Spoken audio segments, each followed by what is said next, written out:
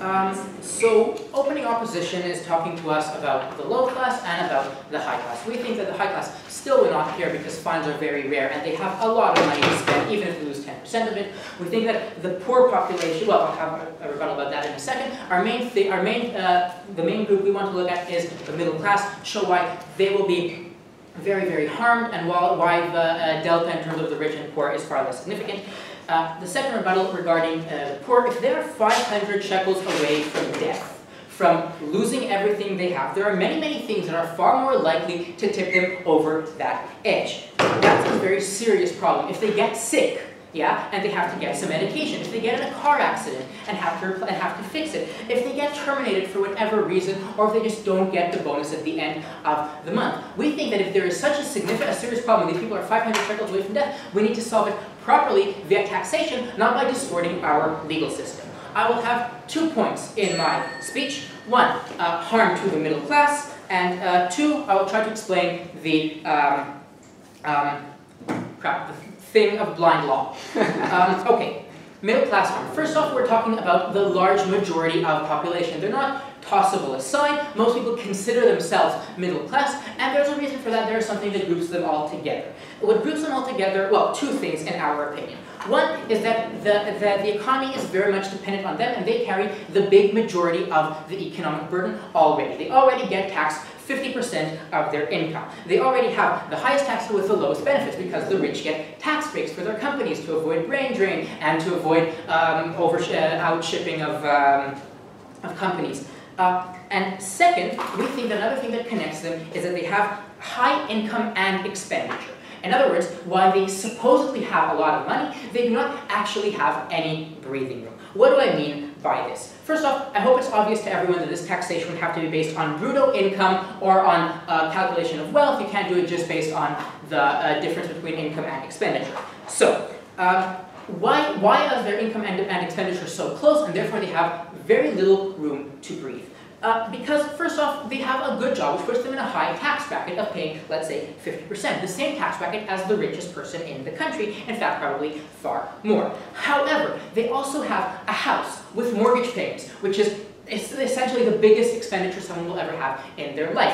They have cars, which require a lot of fuel. These are things that they need to spend a lot of money on just in order to remain middle class. Their jobs are often very, very taxing because they can't afford to get fired from a high job. It's not a low-earning job where you can just get a new one, or a high-earning job where you're the CEO anyway.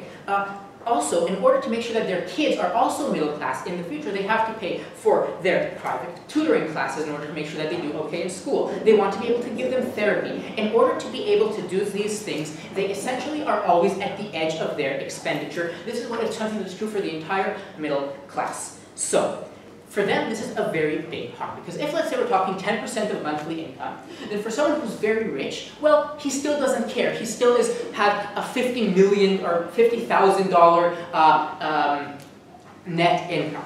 For someone who's very poor, we're talking about a very small amount of money. And anyway, if they're that close to the red zone, then we've seen many other things tipping them past that point. For the person who's in the middle class, that 10% of their monthly income becomes very, very significant. That's a 10% that means that they have to take their kids out of private tutoring and out of their therapy for that month. That is a 10% that means that they can't put money aside for their college fund for their kids. That is 10% that means that they won't be able to take any time off this year, or at least not be able to do anything significant with their time off. In terms of the proportion between the harm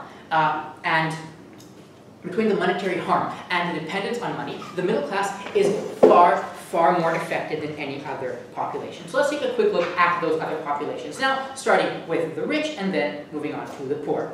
First off, the rich don't get caught. For two reasons for that. One, there's a strong personal bias. We're far more likely to help a rich man or tell a drunk, well-dressed girl, hope you get home safe. Cops do that, while if they see a young black guy, they'll say, how dare you drive drunk, or go into prison. So, the rich anyway don't get caught. This is a very small deterrent, because not just is it so uncommon, but also it's just not much of a big deal for them, because again, their margins of error are huge. Now, for the poor, then they're still disproportionately in prison. They still don't have a house. They still can't afford medications if they ever get sick. We think that the problem is far more significant, and that doing little fixes that harm the middle class in a huge way, and therefore the economy at large, is in no way dealing with the core issues here. Okay, the core is, so again, so what this tells you is that this is the wrong approach. You're damaging the middle class disproportionately. You're not actually tackling disparity, which is what a motion like this supposedly wants to tackle, yeah? Transfer wealth from the rich to the poor, or at least increase equality. You're not getting that because you still have all of the disproportionality that I explained. Most importantly, if you want taxes and you want benefits, you need to get taxes and you need to implement benefits. Those are the things that help the middle class, so they're not living on the edge of loss in the first place. And if you want, and that way, the rich actually do get taxed. Okay, which, and my last point is blind. They call it the idea of blind law. Blind law says that the state treats everyone equally, it does not care. Now what we're talking about here is the same harm, regardless if someone rich or someone poor did it. But what we're talking about is a much, much larger punishment. Now, we do not believe that there should be any difference between a rich person or a poor person tossing a cigarette onto the floor, because we believe that the cigarette still landed on the floor. We do not believe there should be any difference between a rich or a poor person swerving in traffic and cutting people off, because they still did the same thing, put people's lives in danger. We also think that, that eliminating blind law is an incredibly unreasonable and unsensible practice for any government to do, because blind law is the basis for our legal system, for our court system, and for people's belief in those systems, knowing that they will be treated equally regardless of their race, gender, orientation, religion, or wealth. Thank you very much. Glad you oppose.